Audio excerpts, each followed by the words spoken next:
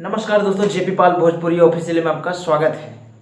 दोस्तों आज हम मुद्दा अपना बात करेंगे कि भोजपुरी इंडस्ट्री कब से शुरू हुई और आज तक कैसी है। शुरू में कैसी थी और आज कैसी है।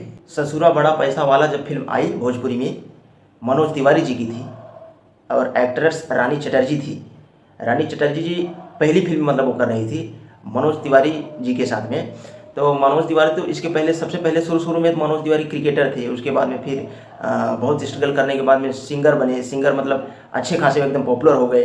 उसके बाद में फिर एक्टर बने। एक्टर बनने के बाद में आज के दौर में देख ही रहे हैं, सांसद हैं दिल्ली के। तो ये उस दौर के मतलब थे जब भोजपुरी मतलब पुराने लेवल से थोड़ा न्यू लेवल में लाने के लिए मनोज तिवारी जी ही थे। दोस्तों उस टाइम पे रवि किशन और मनोज तिवारी का एकदम टक्कर चलता था। तीसरा कलाकार कोई आया ही नहीं था। अब समझ लीजिए कि आज के दौर में कहाँ से कहाँ पहुँच गया है भोजपुरी। आज के समय में तो गिनती मारने जाओगे भोजपुरी में कितने एक्टर्स हैं तो शायद भूल जाओगे।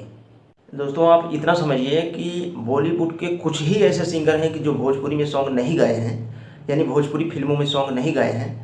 नहीं तो 90% सिंगर भोजपुरी में सॉन्ग गाए हैं।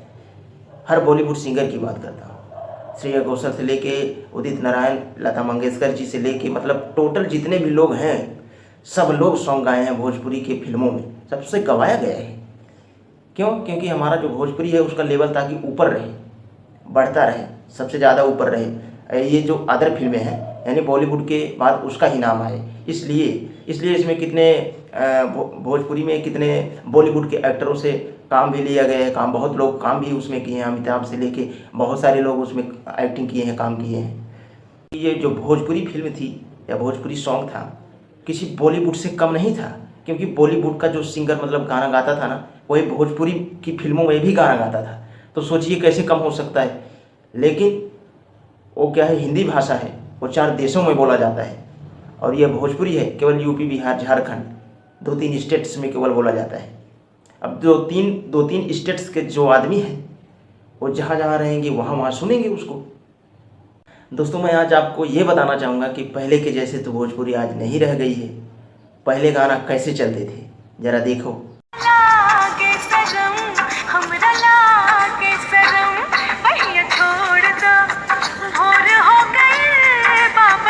इतना क्लियर हो गया ना?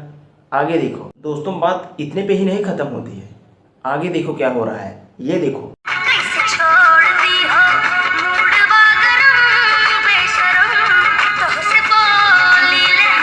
तो दोस्तों यह वीडियो बस इतना ही।